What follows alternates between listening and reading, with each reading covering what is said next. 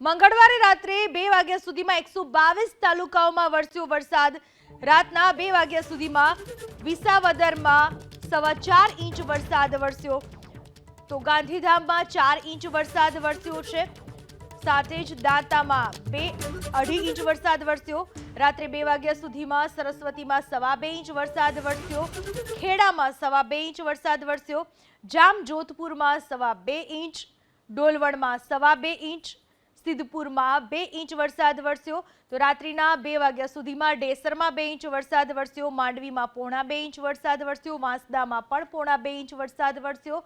સાથે જ નેત્રંગમાં, ભરૂચના નેત્રંગમાં 1.25 ઇંચ વરસાદ વરસ્યો, કચ્છના અંજારમાં 1.5 ઇંચ વરસાદ વરસ્યો, પાટણમાં પણ રાત્રિના 2 વાગ્યા સુધીમાં 1.5 ઇંચ વરસાદ વરસ્યો।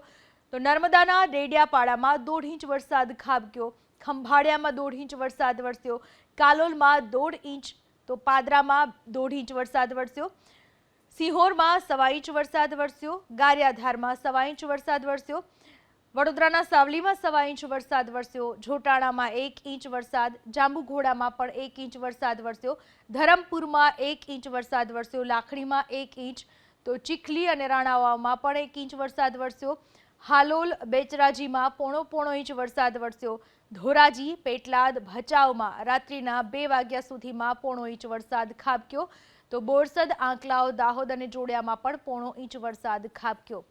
હવામાન વિભાગે જે પ્રકારે વરસાદની આગાહી કરી છે, અલગ અલગ જિલ્લાઓમાં વરસાદી માહોલ છવાયેલો રહ્યો। રાત્રિના 2 વાગ્યા સુધી ગુજરાતના અનેક સ્થળોએ વરસાદ વરસ્યો, ક્યાંક ધીમી ધારે તો ક્યાંક ધોધમાર વરસાદ વરસ્યો, પરંતુ સમગ્ર ગુજરાતમાં મેઘરાજાએ મંડાણ કરી દીધા છે, કારણ કે હવે ગુજરાતનો એક પણ એવો જિલ્લો બાકાત નથી કે જ્યાં થોડો ઘણો પણ વરસાદ ના વરસ્યો હોય અથવા તો અમી છાંટણા પણ ના થયા હોય। ક્યાંક ધીમી ધારે, ક્યાંક ધોધમાર વરસાદ વરસ્યો। અત્યાર સુધીમાં સિઝનનો સૌથી વધારે વરસાદ સૌરાષ્ટ્રમાં વરસી ચૂક્યો છે, ત્યારબાદ બીજા નંબરે દક્ષિણ ગુજરાતમાં વરસાદ વરસ્યો છે, મધ્ય ગુજરાતમાં હજુ ઓછો વરસાદ વરસ્યો છે। મધ્ય ગુજરાતમાં હજુ લોકો સારા વરસાદની રાહ જોઈને બેઠા છે।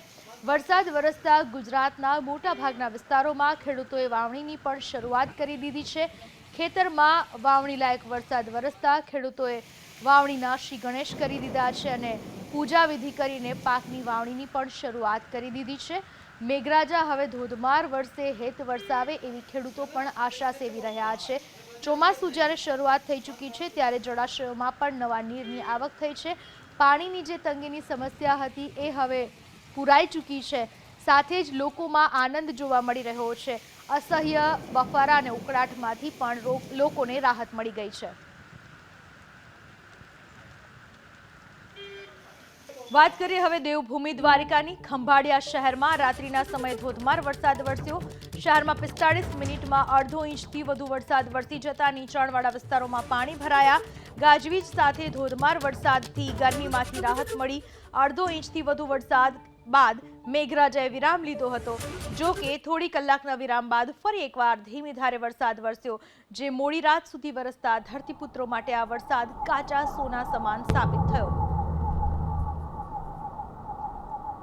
દેવભૂમિ દ્વારકાનું ખંભાળિયામાં જોરદાર વરસાદ વરસ્યો। વરસાદ વરસતા લોકોને ગરમી અને બફારામાંથી રાહત મળી, તો નીચાણવાળા વિસ્તારોના ઘરોમાં પાણી ઘૂસી ગયા। દેવભૂમિ દ્વારકાના ખંભાળિયાની આ દ્રશ્યો મેં આપને બતાવી રહ્યા છીએ, જ્યાં ધોધમાર વરસાદ વરસ્યો। કચ્છ જિલ્લાના વાતાવરણમાં રાત્રિના સમયે પલટો આવ્યો। પૂર્વના ભચાઉ, રાપર સહિતના તાલુકાઓમાં વરસાદ નોંધાયો, તો પશ્ચિમ કચ્છના અબડાસા પંથકના મોથાળા, મમુઆરા, ભુજ તાલુકાના પદ્ધર, કુકમા સહિતના વિસ્તારમાં વરસાદ વરસ્યો। ક્યાંક ધીમી ધારે, ક્યાંક જોરદાર વરસાદી ઝાપટા વરસ્યા। વરસાદના પગલે વાતાવરણમાં ઠંડક પ્રસરતા લોકોએ અસહ્ય ઉકળાટમાંથી રાહત અનુભવી।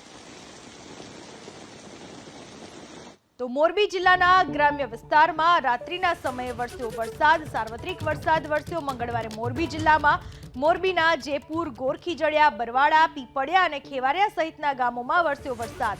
વરસાદના પગલે મોટાભાગના વિસ્તારોમાં વીજળી ગુલ થઈ ગઈ। અસહ્ય ગરમી વચ્ચે વરસાદથી વાતાવરણમાં ઠંડક પ્રસરી છે।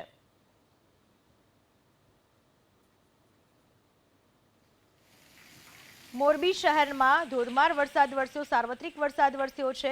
વીજળીના કડાકા ભડાકા સાથે મોરબી શહેર તેમજ ગ્રામ્ય વિસ્તારોમાં વરસાદ વરસ્યો। બરવાડા, ખેવડિયા સહિતના ગ્રામ્ય વિસ્તારોમાં વરસાદ વરસ્યો છે, તો જયપુર, ગોરખીજડિયા, બરવાડા, પીપળિયા પણ તેમાંથી બાકાત નથી. બનાસકાંઠાના અંબાજીમાં રાત્રિના ધોધમાર વરસાદ વરસ્યો. ભારે વરસાદના પગલે રોડ રસ્તા ઉપર પાણી ભરાઈ ગયા. કેટલાક નીચાણવાળા વિસ્તારમાં તો વેપારીઓની દુકાનમાં પાણી ઘૂસી ગયા હતા, જેના કારણે વેપારીઓને નુકસાન વેઠવાનો વારો આવ્યો. વેપારીઓને નુકસાન જતા ગ્રામ પંચાયત સામે રોષ ઠાલવ્યો. પંચાયતે પાણીના નિકાલની યોગ્ય વ્યવસ્થા ન કરતા આજે નુકસાની વેઠવાનો વારો આવ્યો હોવાનો વેપારીઓએ આરોપ લગાવ્યો.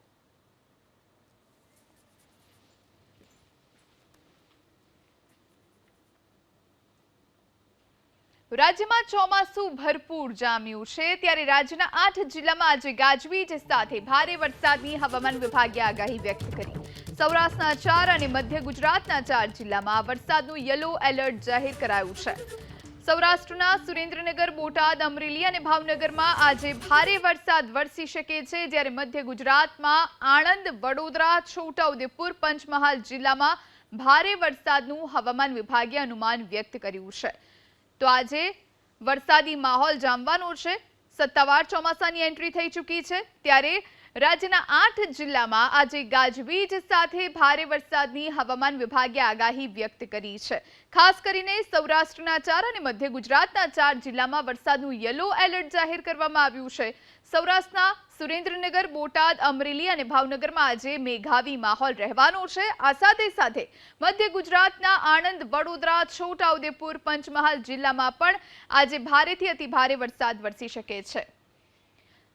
તો આગાહી વચ્ચે ગીર સોમનાથના તાલાલા તાલુકાના આંબળ ગીર પર મેઘરાજા મહેરબાન થયા છે. મેઘરાજાએ એક સાથે 4 ઇંચ પાણી વરસાવી દેતા આંબળસ ગામમાં નદીની જેમ પાણી વહેતા થયા, તો ખેડૂતોના ખેતરોમાં પણ પાણી ફરી વળ્યા છે. આપ દ્રશ્યો પણ જોઈ રહ્યા છો. ખેડૂતોએ કરેલા વાવેતર બાદ ધોધમાર વરસાદ વરસતા પાક માટે આ વરસાદ કાચા સોના સમાન સાબિત થશે. તો સ્થાનિક નદીઓમાં નવા નીરની આવક થઈ છે. ગીર સોમનાથના તાલાલા તાલુકાના ગ્રામ્ય વિસ્તારમાં વરસાદી માહોલ છે. રસ્તા જળમગ્ન બની ચૂક્યા છે. આ એ જ મેઘો જેની ખેડૂતો મીટ માંડીને બેઠા હતા, રાહ જોઈને બેઠા હતા, અને અંતે મેઘરાજા મહેરબાન થયા છે, જેના કારણે સ્થાનિક નદીઓમાં નવા નીરની આવક થઈ છે. કેટલીક નદીઓ બે કાંઠે વહેતી જોવા મળી છે, તો ક્યાંક નીચાણવાળા વિસ્તારોમાં પાણી ભરાયેલા નજરે પડી રહ્યા છે. સ્થાનિક લોકોને ચોક્કસથી થોડી હાલાકી ભોગવવી પડશે, પરંતુ ખેડૂતો માટે આ જે વરસાદ છે એ કાચા સોનારૂપી વરસાદ સાબિત થવાનો છે, કારણ કે તેમણે જે વાવણી કરી છે તેને લઈ અને તેઓ ખુશખુશાલ છે. આ તરફ તાલાલા તાલુકાના લુમભા ગામે પણ ધોધમાર 4 ઇંચ વરસાદ વરસી જતા રસ્તા પર નદી વહેતી હોય એવા દ્રશ્યો દેખાયા. લુમભા અને આસપાસના ગ્રામ્ય પંથકમાં પણ ભારે વરસાદ વરસ્યો. વાવણી બાદ વરસાદ વરસતા ખેડૂતોના પાકને ફાયદો થશે. આપ દ્રશ્યો જુઓ. હવે વાત કરીએ અમરેલીના ધારી પંથકના ગીરકાંઠાના ગામોમાં પણ મુશળધાર વરસાદ વરસતા જિલ્લાની સૌથી મોટી શેત્રુંજી નદીમાં પૂર આવ્યું. શેત્રુંજી નદીમાં સિઝનના પ્રથમ વરસાદમાં પૂર આવતા સ્થાનિકો મોટી સંખ્યામાં ઉમટી પડ્યા. છેલ્લા 3 દિવસમાં બીજી વખત શેત્રુંજી નદીમાં પૂર આવ્યું છે. આ ઉપરાંત ખોડિયાર ડેમમાં પણ નવા નીરની આવક થઈ. વાત જૂનાગઢની કરીએ. જૂનાગઢના ગીર પંથકમાં વરસેલા વરસાદના કારણે શિંગવડા નદીમાં નવા નીરની આવક થઈ. યાત્રાધામ કનકાઈમાં 2 ઇંચ વરસાદ પડતા નદીમાં પાણીની આવક થઈ છે. મધ્ય ગીરમાંથી આ શિંગવડા નદી પસાર થાય છે અને મોટા ભાગના જંગલ વિસ્તારમાંથી આ નદી પસાર થાય છે. નદીમાં નીરની આવક થતા વન્ય પ્રાણીઓને પીવા માટે સહેલાઈથી પાણી મળી રહેશે. સિઝનના પહેલા વરસાદમાં ધોધમાર વરસાદ પડતા ગીર પંથકમાં વનરાજી 16 કળાએ ખીલી ઉઠી છે. હવે વાત કરીએ બનાસકાંઠાની. બનાસકાંઠાના અંબાજીમાં ધોધમાર વરસાદ વરસ્યો. ભારે વરસાદના કારણે અંબાજીથી દાંતા રોડ પાનશા ગામ પાસે નદીમાં નવા નીર આવ્યા. નદીમાં નવા નીરની આવક થતા ગ્રામજનોએ નવા નીરના વધામણા કર્યા. અરવલ્લી ડુંગરોનું પાણી નદીમાં વહેતું હોય છે, પરંતુ કાળઝાળ ગરમીના કારણે નદીઓ સૂકી ભટ્ટ બની હતી. ધોધમાર વરસાદના પગલે નદીઓ ફરીથી જીવંત બની.